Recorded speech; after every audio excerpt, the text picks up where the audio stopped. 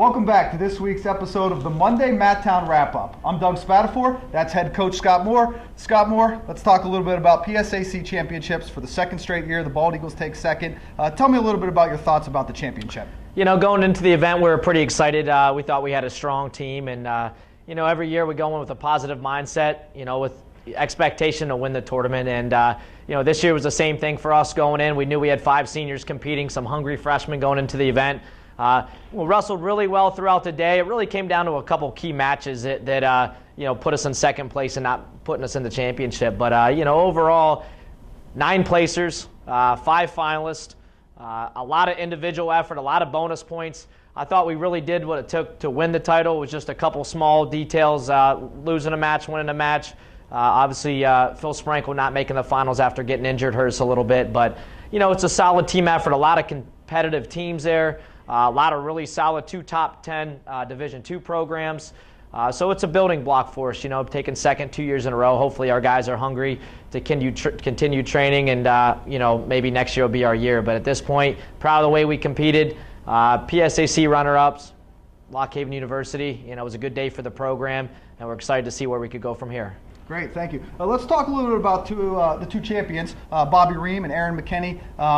Big tournaments for them. Talk about it. Yeah, going in, Bobby Ream was a 3-time finalist, 2-time PSAC champion. So obviously his sights were to win his 3rd title, be in the finals for the 4th time, and that's something he was able to accomplish. I really thought he came out with a focused, positive mindset and really dominated the tournament every single match, I think winning, by major or by a lot of points. So we're excited for him to get that 3rd PSAC title and have a great performance as a senior going out on top of that tournament. Also, Aaron McKinney coming in as a senior, runner-up last year, was able to find a way, dominating performance in the finals, I think was maybe 8-3. So having 2 champions, along with those 5 finalists, it was exciting for us to get guys on the podium. Last year, we didn't have any champions, and showing that we can compete at that level, compete with Edinburgh, and put our guys in a good position to win the tournament. I was proud of our guys, and a lot to work on, but overall a great event. Great, thank you. We talk about the second place finish. A big part of that was the 5 finalists. Let's talk about the guys who finished second. Dan Neff, Tyler Wood, Tristan Sponseller. Yeah, those guys came in. I know starting off with Danny, he was had a real tough finals match against Brock Zackwell of Clarion. Pretty close throughout the match. Really thought he should have had an escape at the end of the first period.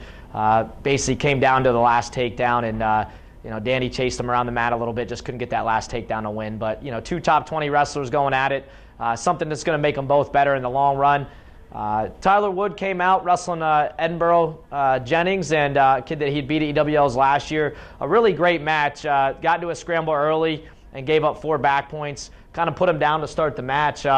But I tell you what, after that point, he showed a different type of aggression and a different type of focus that I haven't seen all year. And I'm excited about the way he finished. Losing 8-4 didn't indicate what type of match he put out, and I think gave him a lot of confidence moving forward. And whether it's his top work or his scrambling work, in the semifinals, he was able to defeat the Mercyhurst wrestler who beat him last year, who's ranked in the top 3 in the country in Division II. So solid performance for him. Really an upset victory in the semis.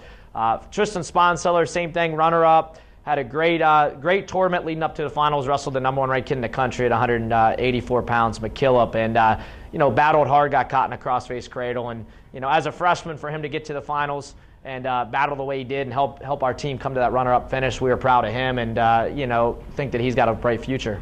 Thanks, Coach. Great job. It's with heavy hearts that we report this week. Last week we learned that a huge supporter and friend of the program, a true ambassador of the sport of wrestling, passed away, Alan Brown.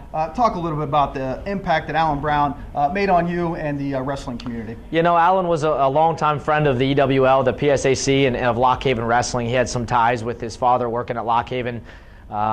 And someone who I got to know very well when I was wrestling at Penn State in Virginia, and when I got the job here, was always sending positive emails, always calling with positive support. Did a really good job of running WrestlingReport.com, just updating the forums, updating any information pertinent to the fans, recruiting, the success of the EWL programs. And although I felt like he really got into Lock Haven, he supported a lot of the EWL programs. So it wasn't a Lock Haven supporter. I think this was a guy, that wrestling supporter overall, that just donated a lot of his time and energy to the sport. And someone that's going to be certainly missed, online, and keeping people updated with what's going on with our conference. And we need more guys like that. They're just out there to help support us. And, Alan was a great guy. He was up at our banquet last year. So just a tough time, I think, for the wrestling community, a lot of his close friends. And, although we're upset that he passed, I think that he left a legacy behind. So definitely. Alan was one of the very first people I met when I was hired as the SID here at Lock Haven back in 2007. Met him at the EWL Championships. Just a tremendous ambassador to the sport, great friend to Lock Haven Wrestling and the EWL. Mr. Alan Brown, a tip of the head gear to you.